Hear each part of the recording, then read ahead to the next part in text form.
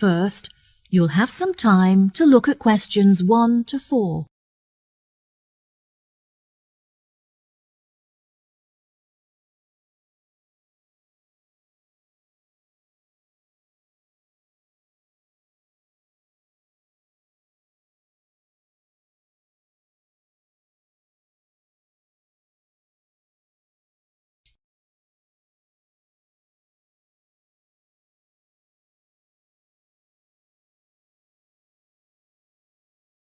Listen carefully and answer questions 1 to 4.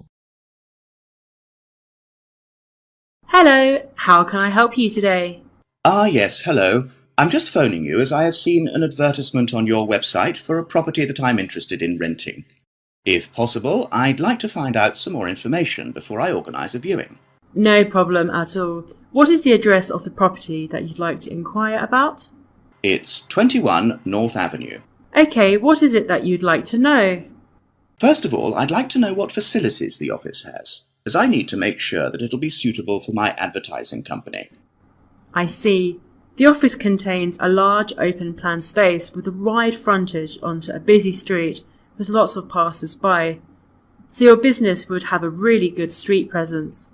There is also a toilet and newly refurbished kitchen equipped with a dishwasher and oven. Wow, that sounds great. I'd definitely like to register my interest. Okay, perfect. I just need to take some details from you, if that's okay. What is your full name? Jonathan Smith. And what position do you hold in your company, Jonathan? Until recently I was sales manager. However, I've recently been promoted to regional manager, so I'll be in charge of running our new office. Can I ask where the office is located? Yes, of course. It's located downtown, just around the corner from Royal Square Shopping Centre. That's a bit too far out of the centre for my liking. I'd much prefer to be located in close proximity to the station. Do you have any property located in that vicinity? It would help me to narrow down the results if you could tell me how many employees you intend to have working in the office. Our branch is made up of 30 employees, and we'd like some extra space for meetings and presentations. Most average office spaces are around 8,000 square feet, but it sounds like you would need more space than that. I think that 10,000 square feet would be more suitable for your needs. Now, let's see, we have 10 properties that match those criteria, so let's try and narrow it down.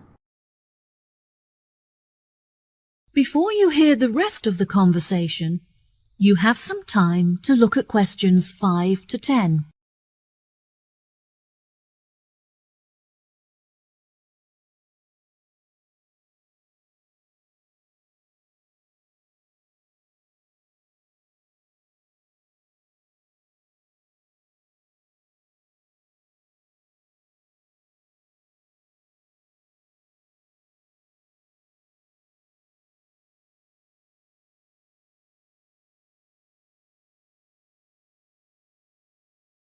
Now listen and answer questions 5 to 10. Do you have any other requirements? Well, we'll need access to the office 12 hours a day, but security should be 24-hour. We don't hold any money on the premises, but it's crucial that we protect our customer information against theft. Okay, anything else?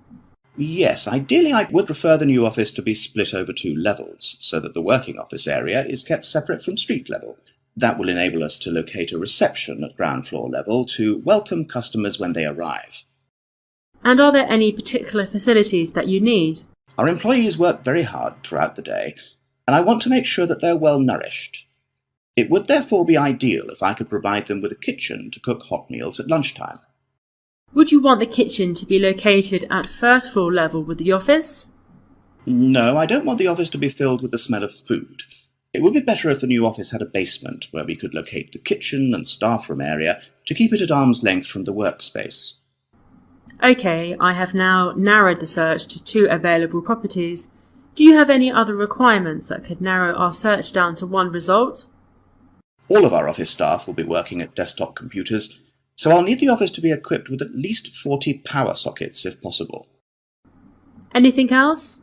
Studies have shown that exercise is very important for maintaining happiness and healthy brain function.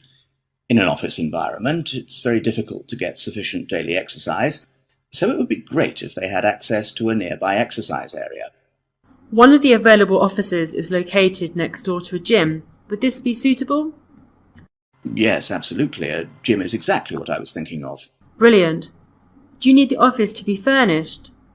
I don't think so. I already have some furniture, so I would prefer to bring this myself. That's no problem at all. And before I forget, we will definitely require Wi-Fi access, as much of our work and customer recruitment is carried out online. No problem. It sounds like the property will suit your needs perfectly. I've taken the liberty of booking you a viewing at 3 p.m. on Thursday, so you can see it for yourself. Is there anything else I can help you with today? No, I think that's all the information I need. Thanks very much for your help. No problem. It's been my pleasure to be of assistance. Goodbye. That is the end of part 1. You now have half a minute to check your answers.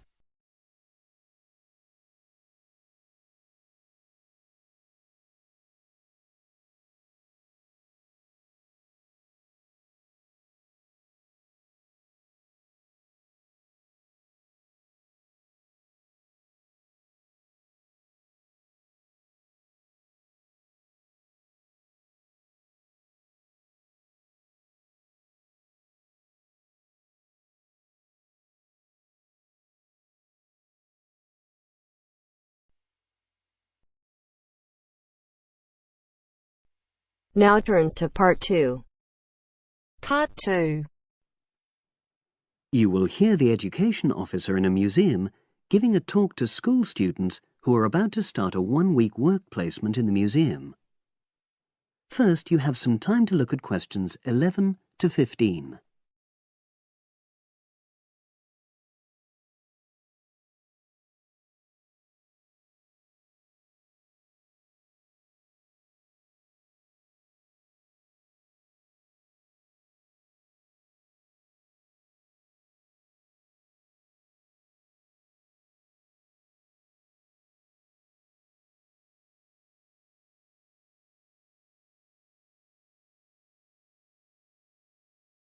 Now listen and answer questions 11 to 15. Good morning and welcome. We're really pleased that you're going to be joining us next week for your work placement. Now, each of you will already have met the member of museum staff assigned to supervise you. In this short talk today, I'll be giving you more general information which will be relevant to all 6 of you.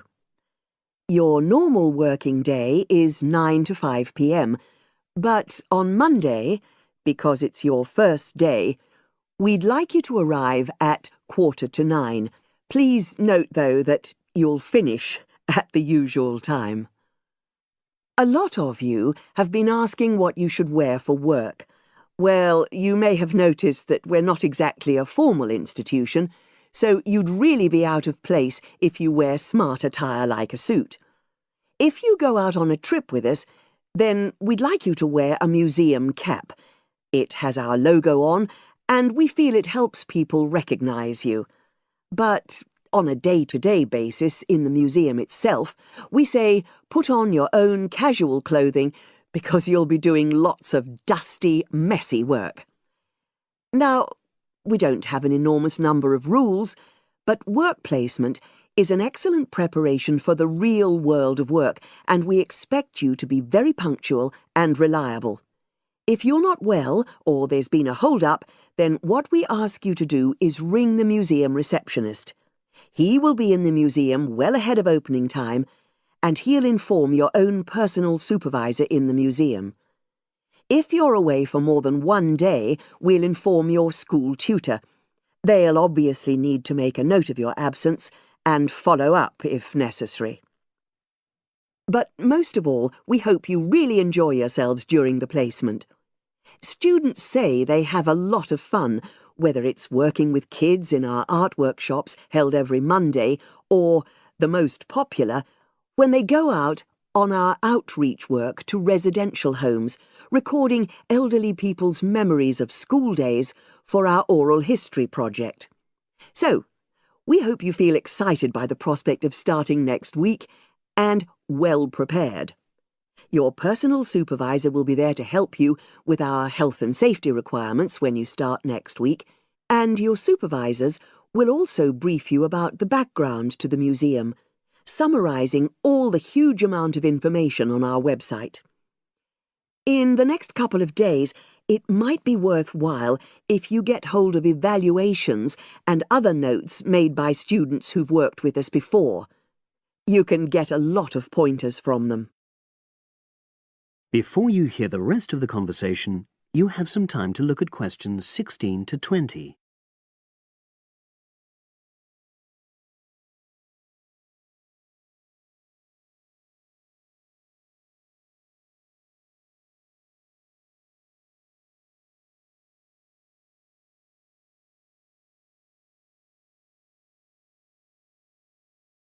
Now listen and answer questions 16 to 20. Now, before I finish today, I wanted to help you find your way around the museum. When you start next Monday, the first thing you'll need to do is sign in. Come through the main entrance and you'll see the main staircase straight ahead. To the right of this is the statue of the horse, and just behind that is a door. Go through that, and that's the sign-in office. Now, on the first day, you'll be working in Gallery 1. You'll find this as follows. In the central courtyard area, close to the entrance, there's a large chest where visitors put donations for the museum. The door just behind that leads to Gallery 1. The workshop you'll be taking part in starts at 11, but if you want to go in earlier, you can get the key and let yourself in. The key box is quite hard to find. Walk behind reception, and it's between the large gallery and the bookshop.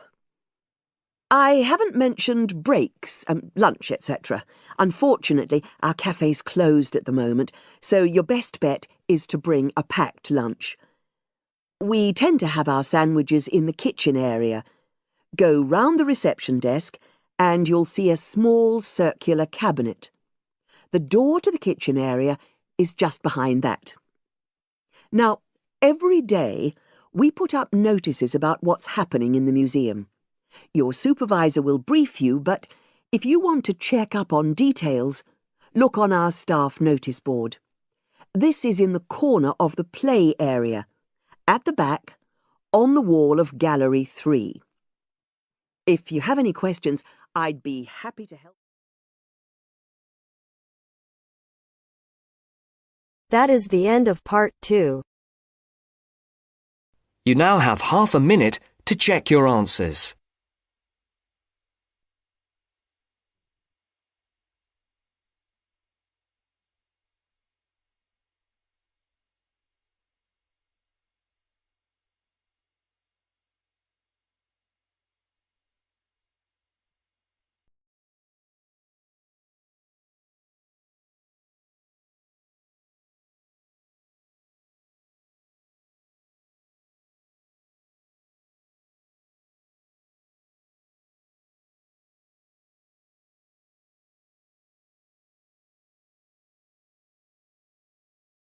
Now turns to part 3. Part 3.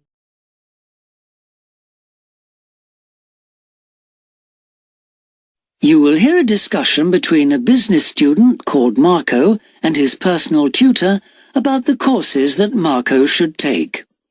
First, you have some time to look at questions 21 to 23 on page 5.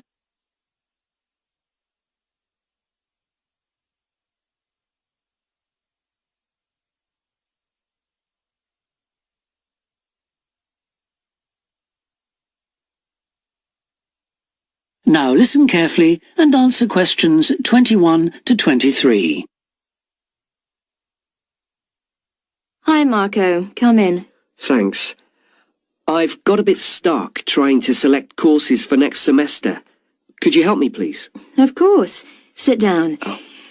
First of all, most people just go for the areas of business that they're interested in, but even if something doesn't look very stimulating, it's important that you can use it once you get a job. It's not much good choosing areas that aren't going to be helpful later on. Right. I want to go into management, so I'll need to think about that. And should I start specialising in a particular area yet? I don't think that's wise at this stage. It's better to aim for a wide variety of subjects, especially as management covers so many possibilities. You shouldn't be limiting your choices for later on. Yes, I see. You should also look at how the course is made up. Will you have regular seminars and tutorials, for example, as well as lectures? OK. Some of the lecturers are quite big names in their fields, aren't they? Should I aim to go to their courses? Well, remember that the lecturers who aren't well known may still be very good teachers. I'd say we have a consistently high standard of teaching in this department, so you don't need to worry about it. Before you hear the rest of the discussion, you have some time to look at questions 24 to 30 on pages 5 and 6.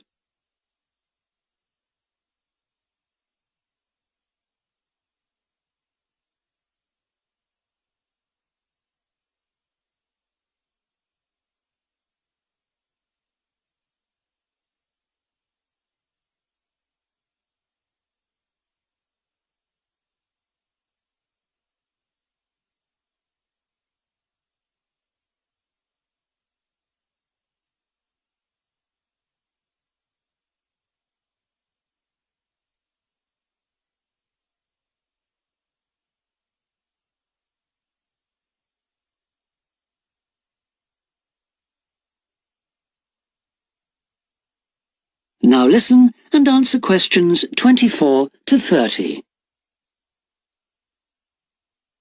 Good. Well, that's a great help. Now, last time we met, you mentioned doing team management, didn't you? That's right. I'm still quite keen on the idea. The trouble is that because of changes in the content of various courses, team management overlaps with the Introduction to Management course you took in your first year. So what you learned from it would be too little for the amount of time you'd have to spend on it. I'll drop that idea then. Have you had a chance to look at the outline I wrote for my finance dissertation? I left it in your pigeonhole last week. Yes. Why exactly do you want to write a dissertation instead of taking the finance modules? It'll be pretty demanding. Well, I'm quite prepared to do the extra work because I'm keen to investigate something in depth, instead of just skating across the surface. I realise that a broader knowledge base may be more useful to my career, but I'm really keen to do this. Right. Well, I had a quick look through your outline, and the first thing that struck me was that you'll have to be careful how you set about it, as the way you've organised it seems unnecessarily complex. The data that you want to collect and analyse is potentially valuable, but you'll need to narrow down the subject matter to make the whole thing manageable. OK. I'll have another look at it. I was talking to Professor Briggs about it yesterday, and I got some more ideas then. For part of the dissertation, I was thinking of trying to persuade finance managers from 3 or 4 companies to let me ask them about their company finances. If not, I think I'll have to change to another topic. Well, go ahead then. I could give you some names. Thanks. Now, let's talk about practicalities. Your dissertation must be finalised by the end of May, so you should aim to finish the first draft by the end of March. Is that feasible? Yes, it shouldn't be a problem. I'll need to register for the dissertation, won't I? Is that with the registrar's department? No, it's internal to this department, so you just need to let the secretary know.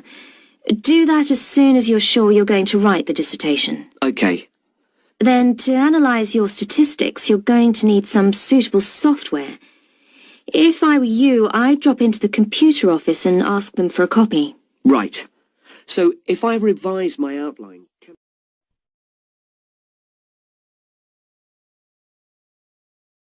That is the end of part 3. You now have half a minute to check your answers.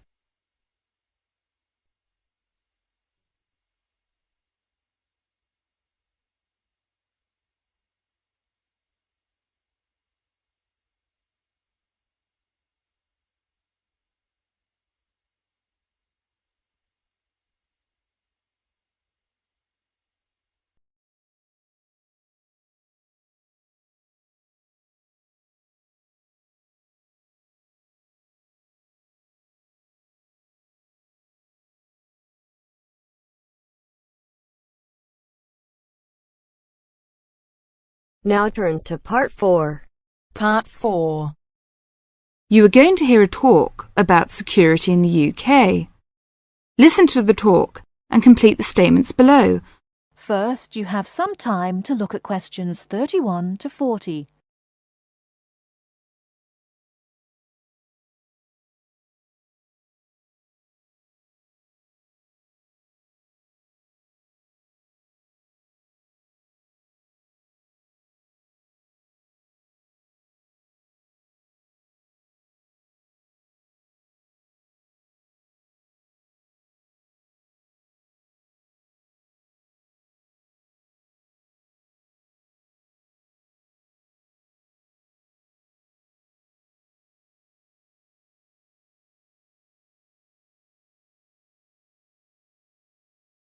Now, listen carefully and answer questions 31 to 40.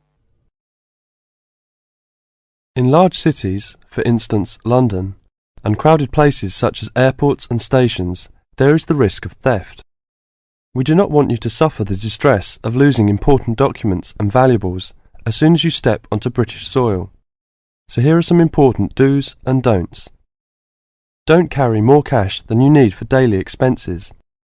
If you stay at a hotel, do ask the manager to keep large sums of cash, documents and valuables in the hotel safe and give you a receipt for them. This is a free service. If cash is stolen, it is very unlikely to be recovered. Do keep separately a note of the serial numbers on your traveller's checks, so if they are lost you can inform your bank. Do take particular care of bank and credit cards. Do carry wallets and purses in an inside pocket or a handbag. Don't ever leave a bag unattended and make sure it is securely fastened when you are carrying it. Do carry jewellery and valuables such as cameras, radios and typewriters on you or with you and keep a note of any serial numbers. Do take special care of your passport, travel tickets and other important documents. Documents are at risk particularly at airports and stations where it is obvious that most people will be carrying them. Do make a note and keep it in a safe place of the number of your passport, its date and place of issue. This makes replacement easier if you are unlucky enough to lose it. If you don't want to carry heavy luggage around with you, you can leave it in a luggage office at most large stations and pick it up later. Keep the receipt so that you can reclaim your luggage. Check the opening hours or you may find your luggage locked away when you need it again. If you lose any of your luggage in transit, take this up immediately with the officials of the airline or shipping line. But don't worry too much. 98% is found within 3 days. If you lose anything, go first to the lost property office at the airport or station, as it may have been found and handed in. If you lose your luggage in the street, or suspect it has been stolen rather than gone astray, find the nearest policeman who will advise you what to do. That is the end of Part 4. You now have half a minute to check your answers.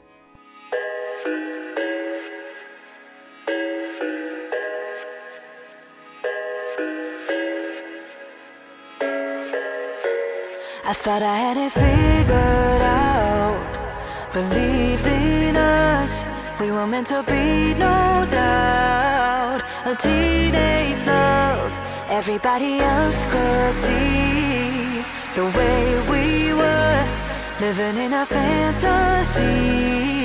When I kiss her,